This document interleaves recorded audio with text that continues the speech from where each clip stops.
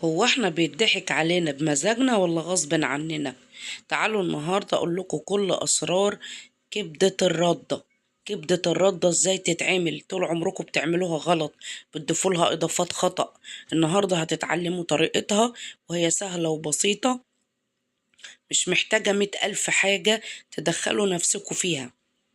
وكمان تتبيلتها هتقفل على كل المحلات بالأسامي المعروفة المشهورة. اذكروا الله وصلوا على سيدنا محمد لأن هو ده سر النجاح. عندك هنا كبدة بلدي، كبدة مجمدة، أي كبدة أنت عاوزاها. أهم حاجة تقولي للجزار أنا عاوزة كبدة بانيه تتقطع تقطيعة بانيه. تمام، بجيب الكبدة بحطها في مصفى، بعمل لها محلول عصير ليمون، بعصر عليها ليمون وبسيبها. اوعي تضيفي خل، وما تسمعيش كلام اللي بيضيفوا خل، لان الخل بيظهر الزفارة في الكبدة. بنعصر الليمون وبتسيبها في الطبق زي ما انتم شايفين، ما تجيبوش عليها ريحة المية. تمام. عندي هنا بقى في بولة حطيت توم مفروم، وحطيت ملح، وحطيت شطة، وحطيت كمون. هقول تاني: ملح وفلفل، توم مفروم، حطيت شطة، وحطيت كمون فقط لا غير في الكبدة، متحطوش اي حاجة تاني. تمام كده. ممكن سنة فلفل اسود، سنة، مش مفيش او مش هتحطي خلاص. تمام. بعد كده بجيب الكبدة وبروح نازلة بقى على الخلطة اللي انا عملتها دي. تمام. حد يقول يا شيف هدير طب نحط مية بصل، يا شيف هدير طب نحط بيض، يا شيف هدير تحطوش بيض. بيض هتقلب معاكوا كبدة بانيه، كبدة برده ملهاش علاقة بالبيض تماما. تمام. قلبنا الكبدة كده وهنسيبها لحد بقى ما تتبل شوية. تمام. يلا بينا نعمل غلاف الآلية أو خليط التغطية بتاع الكبدة. عندي هنا ردة ناعمة وشوية دقيق. ردة ناعمة وشوية دقيق. تروحي للعلاف تقولي له عايزة شوية ردة ناعمة من بتاعة العيش دي. تمام. وشوية دقيق. بعد كده بتقلبوهم على بعض. وبعد كده عندي الكبدة، شايفين؟ بنمسك قطعة الكبدة من غير ما ننزلها في البيض، ولا تقلي الكبدة في بقسماط يا ست الكل. بتقلي الكبدة في بقسماط يبقى دي كبدة زي الفراخ الباني بالظبط، انما الكبدة المردة لها اصول لازم نتعلمها. تمام. بصوا بقى، هنا بنمسك الكبدة يا دوبك بس بنغطيها بالردة وبالدقيق بالشكل اللي حضراتكم شايفينه ده. انا وريتكم لو هتعملوها واحدة واحدة. لو انت حاطة كمية هترصي الكبدة كلها بالشكل اللي انا هوريهولك دلوقتي. تمام. هتحطوا الكبدة كلها جنب بعض وهتبدأوا ان انتوا يعني تظبطوها بالردة كده بالشكل اللي حضراتكم شايفينه.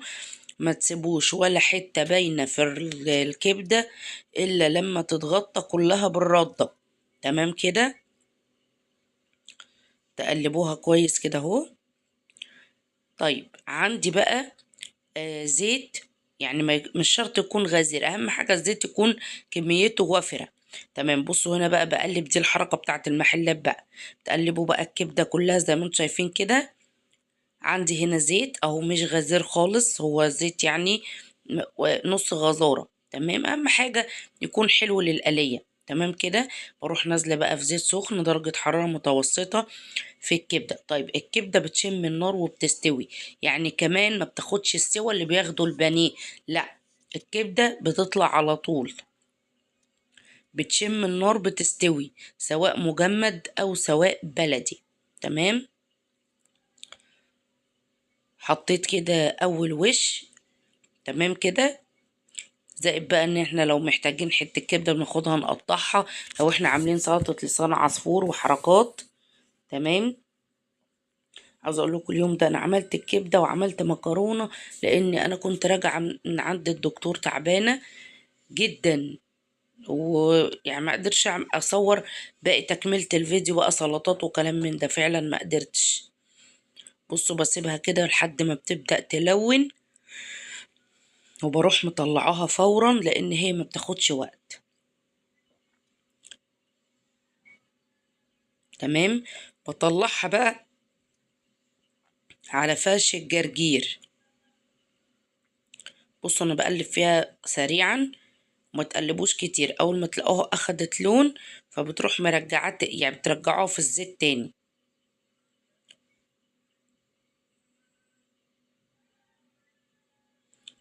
تمام كده.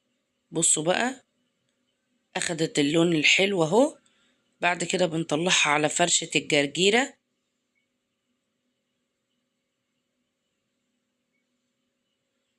وبألف هنا وشفا. كل أسرار وتفاصيل المحلات والتركات، وكمان أحلى من بره ألف مرة. بحبكم في الله يا أحلى متابعين في الدنيا. لايك وشير لو عجبكم الفيديو عشان نفيد الغير. متنسوش تجربوا الوصفة. كنتم مع شيف هدير.